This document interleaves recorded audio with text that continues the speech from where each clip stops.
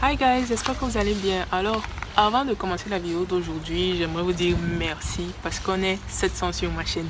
Vous êtes 700 à me suivre et c'est vraiment, ça peut paraître peu pour vous, mais pour moi c'est énorme parce que quand j'ai commencé YouTube, je me disais que personne n'allait me suivre parce que je suis quelqu'un de naturellement timide. Je me disais que, qui va même suivre ta chaîne là? Mais bon, aujourd'hui vous êtes 700 et ça me va vraiment droit au cœur. Alors merci vraiment infiniment. La vidéo d'aujourd'hui va aborder un sujet super important tant il m'a affecté, il a affecté mon entourage et il continue d'affecter la communauté noire entière. Vous l'aurez deviné, la vidéo d'aujourd'hui parle du colorisme. Alors qu'est-ce que c'est que le colorisme? Le colorisme, c'est l'idéologie selon laquelle plus tu te rapproches de la peau blanche, plus tu as de privilèges, plus tu es respecté, enfin plus tu as de valeur aux yeux des gens, que ce soit à l'intérieur de la communauté noire comme à l'extérieur.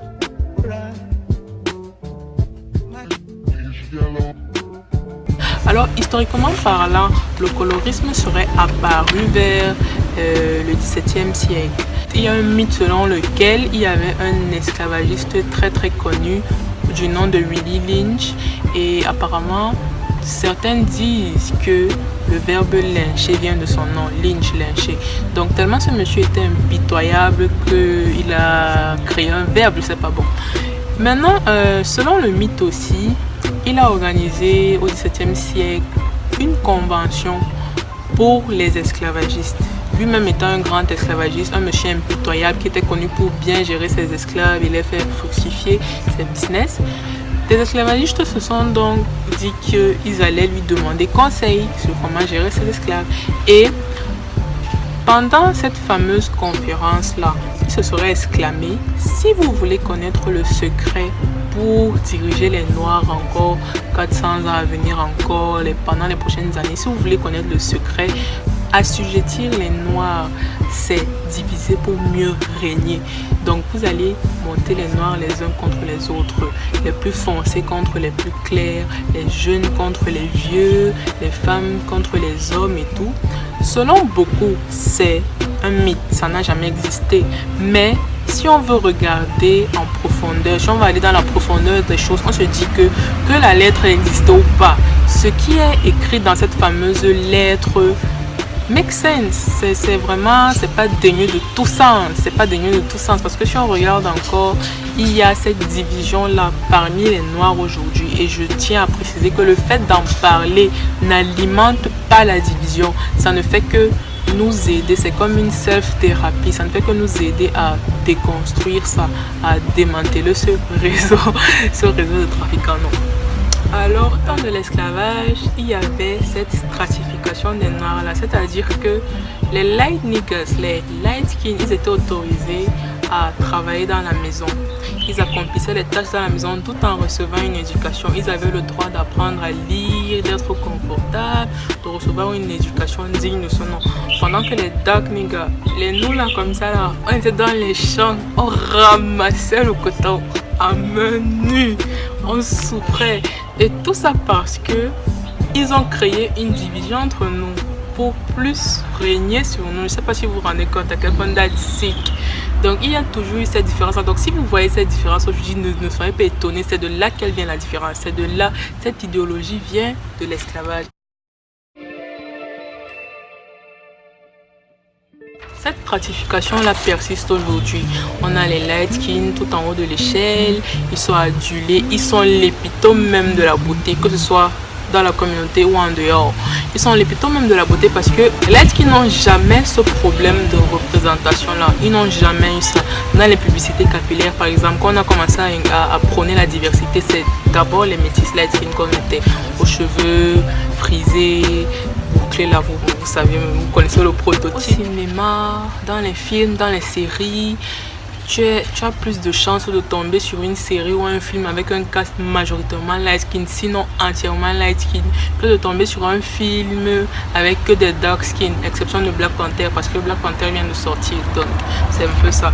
Alors que de l'autre côté, tu as les dark skin, ils souffrent toujours de la représentation, ils cherchent quelqu'un à qui s'identifier. Soit dans l'industrie de la musique. Quand on regarde la musique aujourd'hui, on a qui? Ma reine mère Beyoncé, on a Rihanna, On a Nicki.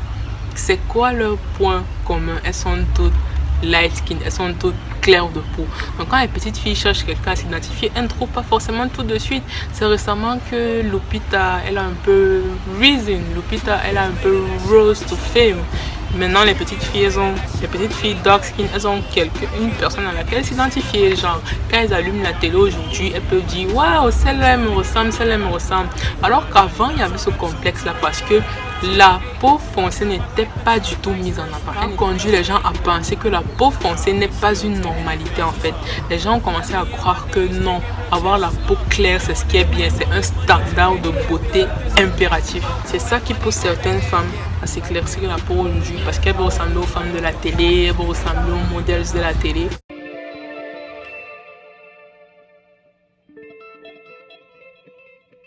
Au Cameroun aujourd'hui, on parle du teint commercial, le teint propre. Je parle du Cameroun parce que par expérience, j'y vis, vous voyez. On parle du teint commercial aujourd'hui au Cameroun. Quand tu es clair de peau, on dit que tu as le teint commercial. On dit, hé ma chérie, ton teint est propre, hein? Tu es propre ma chérie, tu te laves dans quel lait? Alors que quand tu es dark skin, oh sale charbon, oh machin, oh on ne te voit pas dans le noir, on ne te voit pas dans le noir, éclaire-nous avec tes dents et ce genre de remarques impertinentes là qui font que quelqu'un qui n'a pas facilement confiance en lui peut être atteint à vie. Je pensais que récemment j'ai suivi un reportage, c'était une Sénégalaise, je crois que vous connaissez tous le reportage parce qu'il y a eu une polémique dessus sur Twitter, je sais plus qui avait dit quoi, bref je ne sais rien, vous-même vous savez. La Sénégalaise elle expliquait que à des mariages, vous savez au mariage on filme aussi, on fait des mini-documentaires, elle expliquait que la caméra ne se braquait jamais sur les femmes plus foncées de peau, elle était toujours sur celles qui sont claires de peau et enfin, la caméra ne venait jamais sur elle quoi. Comme pour dire quoi? Que cette couleur là n'est pas belle. Et ça l'a fait complexer à tel point qu'elle s'est mise à acheter ces produits éclaircissants là. Elle s'est brûlée la peau mais elle a continué parce que certaines personnes mal intentionnées lui disaient aussi que si elle ne le faisait pas, elle n'allait pas trouver de mari. Vous imaginez un peu de bigotry. Le documentaire s'appelle Cette couleur qui me dérange. Vous allez le regarder, il est gratuit sur YouTube, vous allez observer par vous-même. J'ai échangé avec une Antillaise autre jour sur Twitter, je crois qu'elle va se reconnaître. Elle me disait que les brown skin comme nous, comme ça là, on nous décrit de peau chapée parce qu'on a échappé à la malédiction d'être trop noir.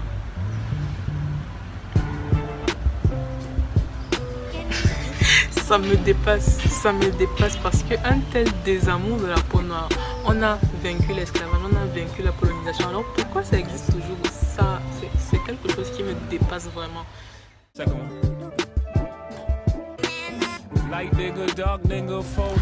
Bon, maintenant, je vais lire vos témoignages. J'avais demandé à ce que vous m'envoyiez des témoignages par Curious Cat ou par DM. Par Curious Cat pour l'anonyme. Est-ce qu'on dit l'anonymosité? I don't know. Donc, voilà. Donc, le témoignage. Témoignage numéro 1. Quand je filme avec mon téléphone, j'ai été obligée d'écrire ça sur les feuilles. Vous voyez comment je suis investie en tant que youtubeuse. Donc, témoignage numéro 1. J'ai 18 ans et j'habite à Genève. En 2009, il y avait un nouveau dans l'école. Il était brésilien et beaucoup de gens étaient amoureux de lui, y compris moi. Oh girl. Il ne parlait pas français et s'exprimait en anglais avec les anglophones. Toute ma classe savait que j'étais amoureuse de lui à cause d'une snitch. Je déteste les snitch. Un jour, j'ai dit à mes amis que j'avais entendu que peut-être j'avais une chance avec lui. Et cette connasse, connasse c'est un mot qui me fait trop rire. Cette connasse est allée dire au cousin du gars. Et le cousin du gars m'a rétorqué que je n'avais aucune chance avec lui. Parce que j'étais trop foncée. Fuck boy. Plus. Bref. La semaine d'après, il s'est mis avec une latina. Une white latina. Ok. Quel genre de fuckboy ça? crois que c'est un problème qu'ont beaucoup de filles noires. Un garçon te plaît, il n'est pas noir, alors tu te demandes forcément est-ce qu'il aime les noirs. Je crois que ça c'est quelque chose que j'ai beaucoup vu dans ma TL. Bon, comme je suis au Cameroun, I can really relate to the point where, mais je comprends quand même ce qu'elle veut dire. Les filles noires doivent toujours se demander est-ce qu'il aime les noirs. C'est fatigant, c'est vraiment fatigant parce que plein de gens vont te dire qu'ils ne sortent pas avec les femmes noires pour X raisons. Un noir va te dire oh, on dirait que ce sont mes sœurs, n'importe quoi. Just say you're negrophobic and go, ok? Donc, et les blancs vont te dire non, elles ont trop de caractère, elles sont trop sauvages pour moi. Whatever, je vais même pas adresser ça, je vais même pas. Donc, mes filles noires, be confident, ok? S'ils n'aiment pas les noirs, passez à autre chose. Qui vous mérite, mes queens? Personne ne mérite votre mélanine. Be confident. Ok, prochain témoignage. Ok. Personnellement, je vis le colorisme depuis toujours sans pour autant savoir le nom de ce phénomène. Can relate? Je suis touareg et ivoirienne. Dans mes deux familles, on me disait souvent que je suis trop noire, qu'il fallait me mettre de la crème éclaircissante. Heureusement, je n'ai jamais flanché. Go queen! Je pense quand même être privilégiée car j'ai les traits fins et les cheveux plus frisés que crépus. Du coup, je passe et je suis belle pour une noire. D'ailleurs, un mec m'a dit qu'on dirait que je suis plus une blanche qu'on a recouverte de chocolat qu'une noire. Waouh! Oui, donc je voulais adresser ça. C'est quelque chose qui est souvent très très commun. Quand tu es plus clair et que tu as un nez plus fin, tu as la quantité de pretty privilege dont tu bénéficieras sera multipliée. Et on parle aussi de colorisme dans les traits parce que les gros traits là ils sont moins aimés que les traits plus fins et tout.